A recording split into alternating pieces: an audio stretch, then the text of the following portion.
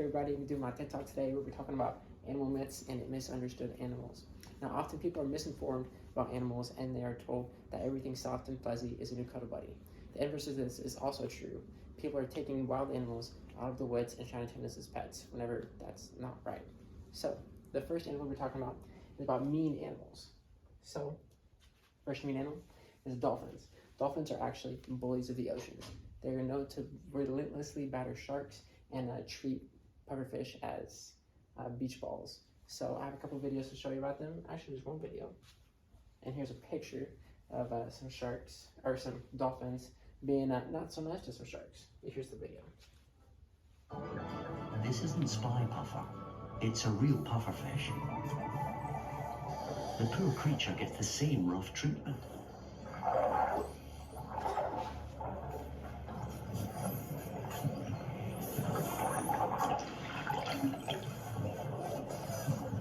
Perfect for a game of catch.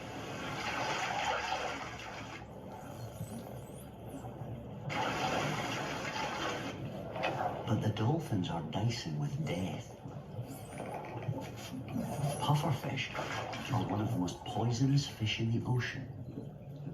They exude a powerful nerve poison called tetrodotoxin. It only takes a small amount to kill a human. Even so, the dolphins often look for pufferfish and love to chew on them. Taken in small doses, the secretions seem to have a narcotic effect.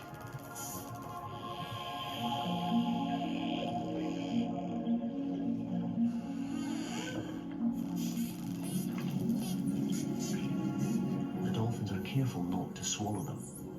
Instead, they hold them gently in their mouths. Despite the risks, passing the puffer has become a popular dolphin pastime. So that's just about all of that video for you.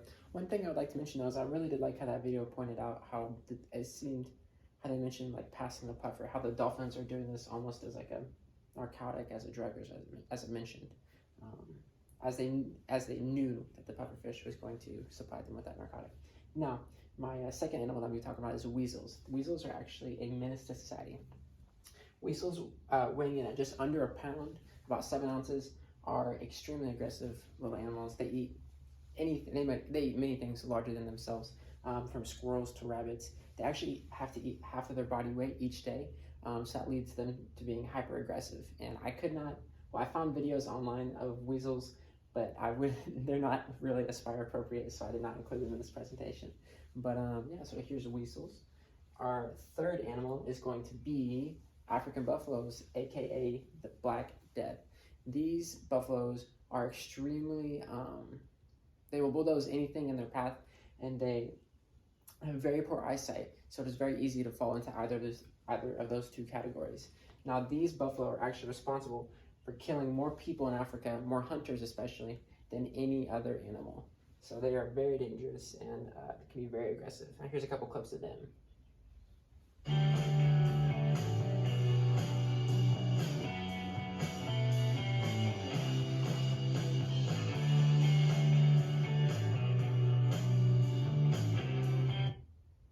Now I really liked how this video pointed out how it showed the buffalo moving the lions. Like the buffalo, they were not scared of the lions. They wanted that field, that savanna.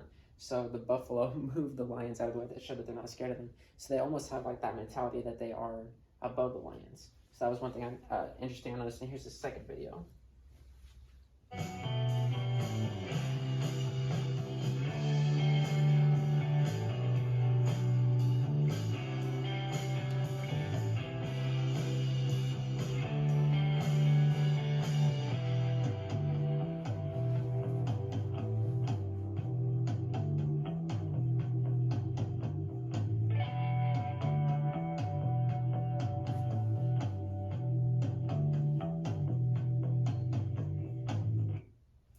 Now, one thing I liked about this video was, as it showed the first buffalo was sitting there being attacked by the lion.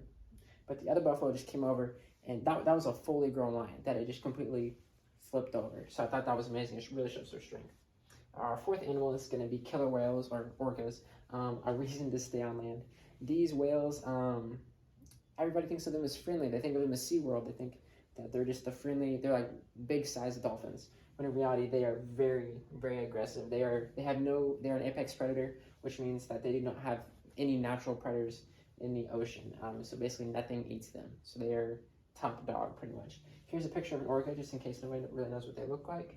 And then here is another image just for size comparison. This is a adult human being. Like, they are absolutely massive. And so they're just one crazy animal. But here's a video from an orca. Killer whales are apex predators, which means they have no natural predators. They hunt in packs, much like wolves, which are also at the top of their food chain. Most often come across resident killer whales, which feed predominantly on salmon, but we occasionally spot transient orcas, which eat everything from fish to seals to sharks and even other whales.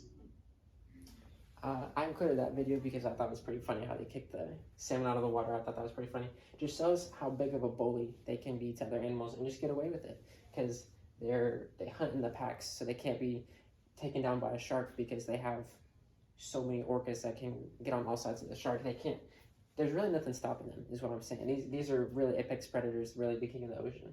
So when it comes to one-on-one though, I'm sure a shark would take them, but since they're in packs, the orcas are definitely the king. Our fifth animal and last animal is going to be the American trash panda, or you might call them raccoons. I call them trash pandas. But basically, these things are like little, like trash pandas. They're on crack, basically. They're super aggressive, carry a bunch of different diseases, including rabies, which are they make them very, very dangerous to humans and other animals. Because if you look at this, it looks like a cute little fuzzy, maybe like a little squirrel or something. Nah. This face reminds me of a bear. Like, think about that. This thing is like a miniature bear. Like, that's just crazy to me. They're very, very dangerous and not to be messed with. Here's a video of some raccoons.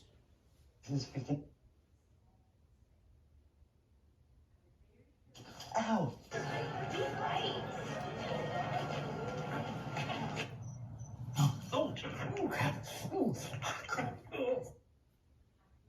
And this video, I included this video because I noticed that in almost all these videos, it shows people putting their hands out to the raccoons to say feed them or to touch them. And it's the raccoons being aggressive. And in that second clip, that man was trying to run away from the raccoon. That raccoon is actually following him, being the attacker instead of running away when it should have.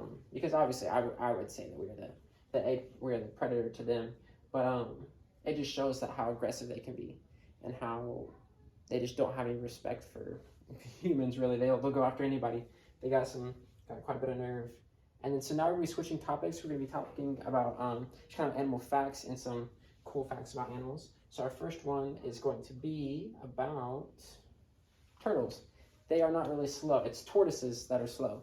The turtles in water, they are super fast, and on land they can shuffle pretty quick as well. Here's a picture of a cute turtle. I wanted to put in the slide because it looked pretty cute, so that's why I put that in there. And yeah, here's a video of a sea turtle zooming in some water.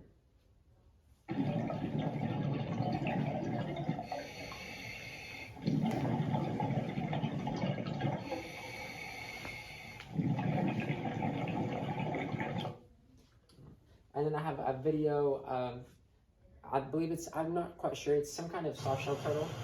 See, I'm sitting on a land too.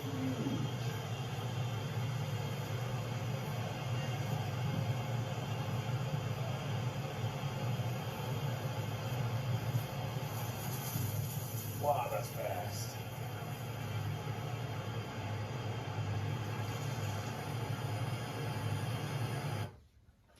And I'm not going off just solely off of these two videos to prove that turtles are fast. I actually have I was kayaking the other day with my friend, and we were trying to catch some turtles, and once they got in the water, man, they were way too fast for us to catch them. But yeah, that just goes to prove that turtles they're not slow like everybody thinks they are. Now our second animal fact is going to be that frogs and toads can breathe through their skin. So now they do have lungs, and basically what happens is they can draw the oxygen like from water. So if they're in a lake or a pond or something, they can swim to the bottom, and they can draw in some of the oxygen. Now they will have to return to the surface every once in a while because they cannot keep up with their, I don't know what the word would be for that. They cannot keep up with their oxygen intake, like absorbing it through their skin. So they do have to go up to the surface to breathe every once in a while. But they can take a majority of their oxygen through their skin, which is a pretty cool fact. I mean, it pretty much makes them where they can live on land or underwater, which would be, it's pretty cool. So there's a toad for you. Our third and final fact about animals is going to be a male platypus is venomous. Now, female platypi are not, but males are. They have these, oh, in case you don't know what a platypus looks like, here's a picture of one. They are unique in the fact that they're mammals, but they do lay eggs. So once the eggs hatch, then they receive milk from the mom. But that's what kind of makes them unique. And then here's a picture of the barbs. You can see right here.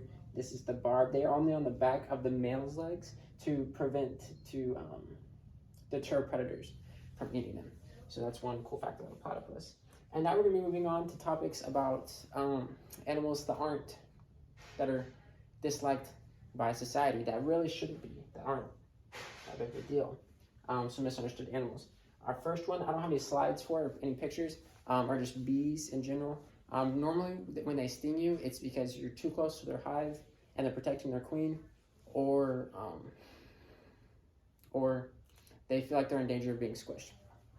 So, for instance, if they're, say, if one flies in your shirt looking for nectar or whatever it smells, and it flies in your shirt and it's flying around in there and it feels like it's going to get squished, it'll sting you because that's its natural instinct is to deter predators, is to sting them to get them away. So that's why the bees sting you. Same goes for snakes as well. Normally what happens is whenever, say someone is hiking, they might step on a snake or get too close to a snake without realizing they don't see the snake, and then they'll be bitten. And they'll think, oh, why'd that snake bite me? I didn't do anything to them. Well, that snake, that's out of self-defense. The snake was like, hey, this thing's getting too close to me. It might attack me and try to eat me. So that's why snakes do that. Now I do have a fun little activity for us. It's called Find the Snake, I think. All right, that's at least what I'm going to call it. So basically what you do is I'm going to allow you to give you a second to pause the video and see if you can find the snake hidden somewhere in this picture.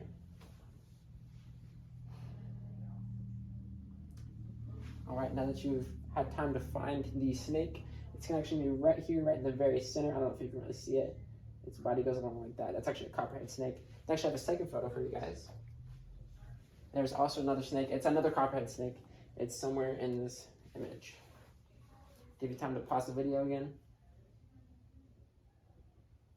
All right, hopefully you found it. It's actually going to be right down here this time. Still in the center, but a little bit lower. You see its body comes up right here. And the head ends right about here. Oh, I'm sorry. The head ends right about here. So, yeah. They are pretty, they have some amazing camouflage, I would say. Definitely some of the most amazing colors on snakes. But that is all of my presentation today, so